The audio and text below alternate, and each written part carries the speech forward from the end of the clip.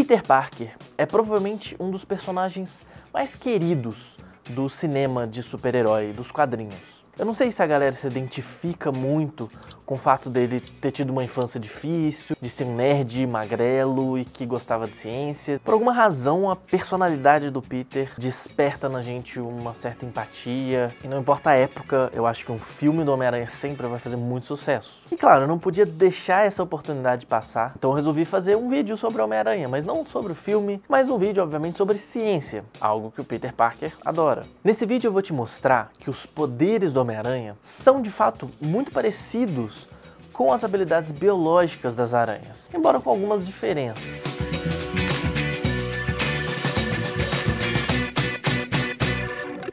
Uma das habilidades do Homem-Aranha é lançar teias, como você já deve saber. Você já se perguntou onde e como a teia fica guardada dentro da aranha? Será que ela fica inteira lá dentro da aranha e ela só põe pra fora? Na verdade, o que a aranha armazena mesmo é tipo um gel de proteínas. Quando ela expele esse gel pelo abdômen e ele entra em contato com o ar, ele solidifica. Aí ele vira aqueles fios fininhos. Esses fios que a aranha gera podem ter espessuras variadas. Então quando a aranha quer descer de um lugar, sabe, de cabeça para baixo, ou quando ela quer construir a base de uma teia, ela vai precisar de um fio mais resistente. Daí ela vai ter que ser um fio mais grosso. Agora, ela também pode fazer fios mais finos, que vão ser menos resistentes, mas vão ter outras funções. Se ela pega um fio mais fino, por exemplo, e faz um trançado em formato meio que espiral com esse fio, ela consegue deixar a teia mais grudenta, o que ajuda a capturar presas. Então a teia tem essa versatilidade. E a aranha tem uma inteligência ali na hora de tecer os seus fios. Beleza, mas quão resistente de fato é essa teia? Essas teias que eu falei, que são as mais resistentes, elas são muito resistentes mesmo. Mas assim, elas são absurdamente fortes. Nenhum fio de aço com a mesma espessura tem uma resistência tão grande. Então, se a gente levar em conta a espessura, o tamanho do fio de uma aranha, ele é sim extremamente resistente, mais resistente do que aço. Lembra daquela cena do Homem-Aranha usando a teia dele para segurar um trem que estava em movimento? Você podia pensar, nossa, que exagero, né? Aí a Marvel pegou pesado, forçou a barra, né? Então, uns cientistas calcularam um tempo atrás que se uma teia de aranha tivesse cerca de 21 centímetros de espessura. Assim, claro, 21 centímetros de espessura é coisa pra caramba, mas vai acompanhando. E se ela tivesse 1 quilômetro de comprimento, com essas dimensões, a teia ia ser capaz de frear um Boeing de 180 toneladas a 1000 km por hora. Não é qualquer coisa. Aí você vai ver no filme, frear um trem fica um negócio bobo, um negócio normal.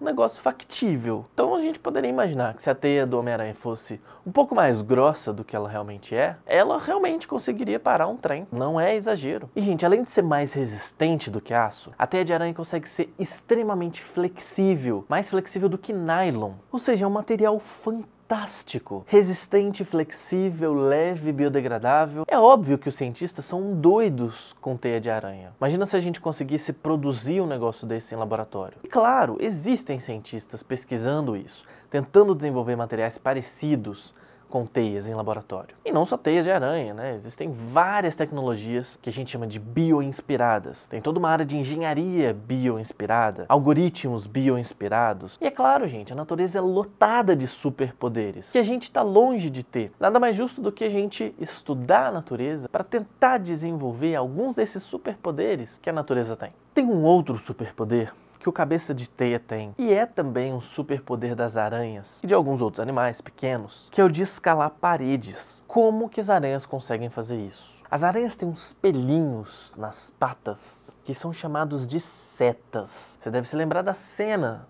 do Peter Parker, no filme do Tobey Maguire, quando ele olha para a mão dele e ele começa a ver os pelinhos nascendo. São as setas. E as setas funcionam tipo que nem um adesivo mesmo. O tanto de força que essas setas aguentam segurar depende da quantidade desses pelinhos que estão em contato com a superfície. Ou seja, depende da área de contato. Então, se eu tenho setas só nas pontinhas dos dedos, eu tenho uma área de contato. Se eu encosto os dedos na parede, as setas vão ter um valor máximo de força que elas aguentam segurar. Agora, se eu tenho esses pelinhos na minha mão inteira e eu prendo essa mão na parede, a força que as setas vão fazer para me segurar vai ser bem maior. Então, quanto maior a área de contato das setas com a parede, maior é a força que elas conseguem fazer. Para fins de comparação, uma formiga, que é super leve, vai usar cerca de 0,1% da sua área corporal total para conseguir ficar presa ali na parede. Já uma aranha, que é um pouco mais pesada, pode chegar até 1% da sua área corporal total coberta desses pelinhos, porque ela precisa de ter uma área maior em contato com a parede para as setas segurarem ela.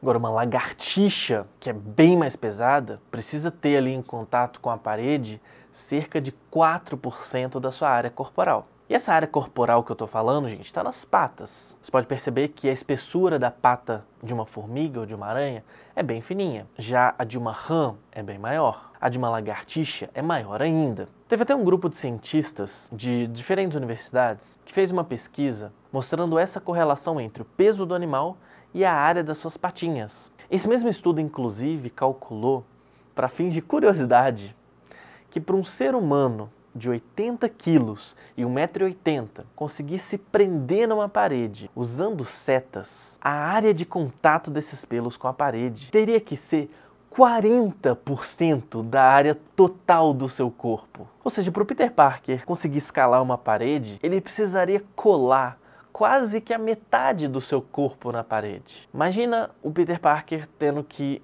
colar toda a parte da frente do seu corpo na parede para ele conseguir escalar e ficar preso e não cair. E óbvio, toda essa área teria que ter pelinhos. E não poderia ter roupa, porque a roupa tampa o pelo. Ou então uma outra solução seria ele ser tipo uma lagartixa, ter pés e mãos gigantes. Mas assim, para funcionar, as mãos e os pés teriam que representar quase metade da área total do corpo dele, ou seja, teriam que ser muito grandes mesmo. Para fechar esse vídeo, eu só queria fazer umas observações finais. De fato, as habilidades que o Peter Parker desenvolveu realmente têm um sentido biológico, mas a forma como ele desenvolveu essas habilidades não tem sentido algum. Pensa só, como que uma aranha geneticamente modificada, ou mesmo que fosse uma aranha radioativa, seria capaz de mudar toda a genética do moleque com uma picada? Até onde eu sei, nosso corpo não tem uma grande central de controles que comanda tudo o que acontece no corpo. Cada célulazinha do nosso corpo tem uma cópia do nosso código genético, que é um manual do que ela deve fazer. E ela segue esse manual. Não tem como você adulterar esse manual, esse código genético, num pedacinho do corpo e achar que o manual de todas as outras células vai mudar também. Nosso corpo ainda não tem esse sistema informatizado. Você muda num lugar, vai mudar só ali. Se a picada de uma aranha pudesse realmente afetar os genes de uma pessoa, provocar ali mutações genéticas, elas provavelmente aconteceriam só na região da picada. E para fechar, gente, por mais que seja muito incrível um super-herói que solta teia pelas mãos, ainda faz um sinal com a mão super estiloso, nada disso supera a beleza incrível que é assistir uma aranha tecendo uma teia. Maluco, olha que obra de arte que é isso. Esses trançados que ela faz, cara, pode deixar a teia mais grudenta, mais resistente. É brilhante. Como que esse bicho sabe fazer esse negócio? O Homem-Aranha perto de uma aranha de verdade é um bananão, sem graça. A gente deveria dar mais valor para as aranhas e menos para os super-heróis que nem existem. Mas assim, né? Tô falando isso, mas já fui ver algumas vezes Homem-Aranha no cinema e provavelmente vou de novo. E, enfim, é hipocrisia. Bom, é isso. Vou ficando por aqui. Não deixa de se inscrever, dá aquela fortalecida com um like, com um compartilhamento, com um comentário carinhoso, que essa bagaça dá muito trabalho de fazer, apesar de ser muito bom. E é isso. Um abraço pra você, um beijo no seu coração e até a próxima.